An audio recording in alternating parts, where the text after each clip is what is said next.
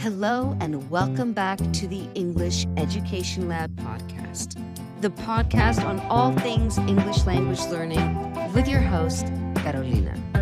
Now, if you're new here, this is the podcast where we focus on real English for real conversations, not just grammar rules or textbook phrases, but the kind of English you actually need when discussions become meaningful, complicated, or even a little uncomfortable. In today's episode, we're talking about how to discuss sensitive topics in English without sounding rude, aggressive, or uncertain.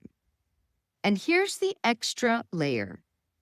Even when you're speaking English fluently, what sounds acceptable in one English-speaking country may sound rude or inappropriate in another. So we'll explore cultural differences too. Why do sensitive topics feel harder in English?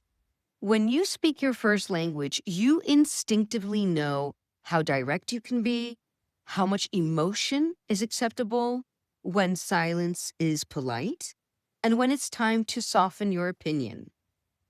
In English, especially in international settings, these rules are less clear. So many learners notice, hey, in my language, this is normal. But in English, people react different. This can create stress, hesitation, or even accidental rudeness. So today we're going to break it down so you can navigate sensitive topics confidently. Okay, are we ready?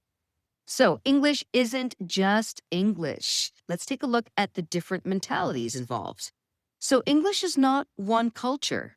It's many cultures sharing one language. So in American English, directness is often valued. Saying, I disagree with that, is seen as honest and confident, particularly in work settings. Whereas in British English, the same sentence may sound a little too blunt.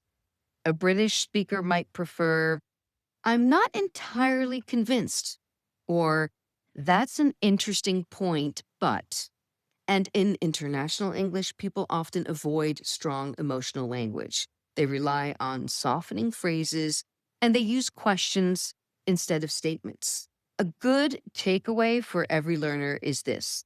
When in doubt, soften your language. You can always become more direct once you better understand the context. Now, let's take a look at softening opinions. Many learners make the mistake of stating opinions directly, especially if their first language values blunt honesty. In English, particularly in British or international contexts, being direct can unintentionally offend. Let's take an example. Your manager proposes a new marketing strategy and you disagree. So a direct approach would be, this strategy won't work. That is very abrupt and it's a cold shutdown discussion. A softened version might be, I might be wrong, but I see some potential risks here. Could we explore some alternatives? That is polite and collaborative. Now, why does this work? Because it acknowledges uncertainty when we say, I might be wrong. It highlights your reasoning when you say, I see some potential risks. And you open the conversation by saying, could we explore? So think of a situation where you disagreed with someone. How could you rephrase your opinion politely but clearly? Moving on, let's take a look at disagreeing without damaging your relationship. So disagreement is natural, but tone matters more than words. We all know this. Politeness doesn't weaken your point. It just strengthens the conversation. Let's look at another example. A teammate suggests using a software tool you've never tried, and you want to disagree. So a direct approach would be, that's wrong, we shouldn't do that. Now, this shuts down dialogue, but we can change it in a more polite manner and say, I see it differently. Could you share how you've used this tool before? This invites reasoning and keeps the discussion open. Now, why does this work? Well, it maintains respect, it encourages explanation, and it reduces defensiveness. So next time you disagree, try and phrase it as a question first, then share your opinion and notice the difference in how people respond. Now, how do you ask questions to reduce cultural risk? Questions are truly powerful because they shift the focus from your opinion to the other person's perspective. They're especially useful in international teams where culture norms differ. So, for example, a colleague from the US says, "We should implement this immediately. You're in a UK team and want to slow down." A direct approach would be, "We shouldn't do that yet," which would sound a little harsh. Now, you can take a question approach, such as this: "What factors do you think we need to consider before implementing this?" That is a little softer, curious, and inclusive. This works because it really shows thoughtfulness, it avoids offending, and it helps you gather information before responding. So, why not try, just as a little exercise here, write down 3 questions that you could use in your next meeting to navigate a disagreement politely.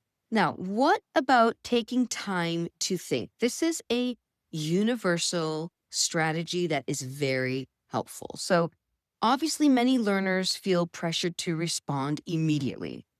In English, pausing is actually perfectly acceptable and actually shows thoughtfulness.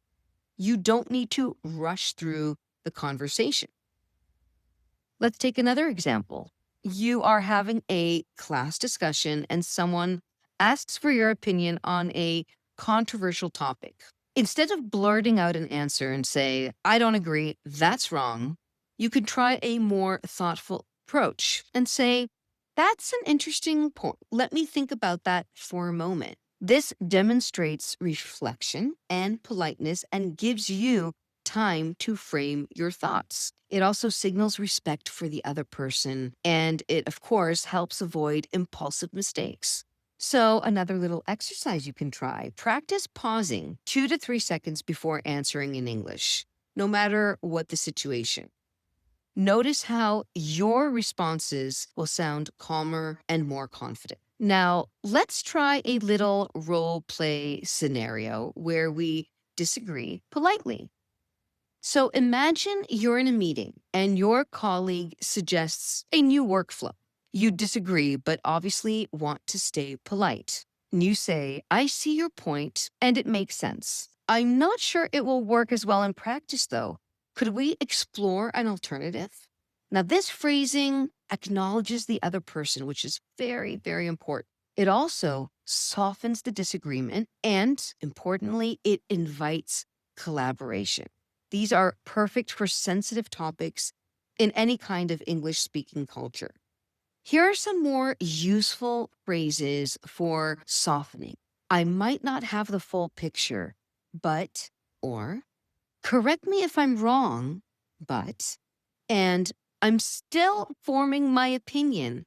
However," so these are all great phrases when you need to soften something, if you don't want to sound too abrupt or blunt. Now, here are 2 more phrases you can use if you disagree with someone. You can say, "I respect your point, and here's another angle," and then, of course, share your side. Or, "I understand where you're coming from, though I see it differently." You can use this in any kind of situation where you disagree. And here are a few questions to keep the conversation open. How did you come to that conclusion? Or what might happen if we try another approach? Or even, could you explain a bit about your reasoning? Now, let's take a look at just some common pitfalls to avoid. So, number 1, starting with the words, "you're wrong." That almost always sounds blunt in pretty much any culture. Try and avoid using that. Number 2, using absolute words like always or never. This type of language very often triggers defensiveness, which of course is never what you want in a discussion. And number 3, speaking too fast. A lot of language learners think that in order to sound confident, you need to speak quickly. That is an absolute misconception. Very often, when you speak too fast, your ideas may be completely lost or misunderstood in the process. So, some quick fixes to the above: pause for 1 to 2 seconds before speaking, use softening language, and always ask one clarifying question before giving your opinion. Now, you could try this mini reflection exercise right now at home. So, pick a sensitive topic you recently avoided in English. It could be anything. It could be something that happened at work. It could be a political topic you started discussing with friends. Any issue, any topic. Then write 2 to 3 sentences expressing your opinion using softening phrases. Next, try and record yourself reading it out loud. And then finally, listen back and note where your tone could be adjusted for politeness or clarity. So here is my final reflection point. Who are you usually speaking to in English? Is it, I don't know, a British colleague, an American manager, in an international team? Adjusting your tone isn't about changing who you are. It's about being understood and respected across cultures. Now, if you're listening and thinking, yeah, I understand these ideas, but I'd really like some personal guidance on how to use this language confidently, well, you're not alone. If you're looking to fast track your English, you can book a trial lesson with me. In our one-to-one lessons, we focus on your goals and the real English you need for work and life. You can find all the details at englisheducationlab.net or simply shoot me a message at info@englisheducationlab.net. Thank you so much for listening to the English Education Lab podcast, the podcast on all things English language learning. I hope that you've taken something very useful from this episode. And until next time, my friends, keep practicing, keep listening, and keep having real conversations in English.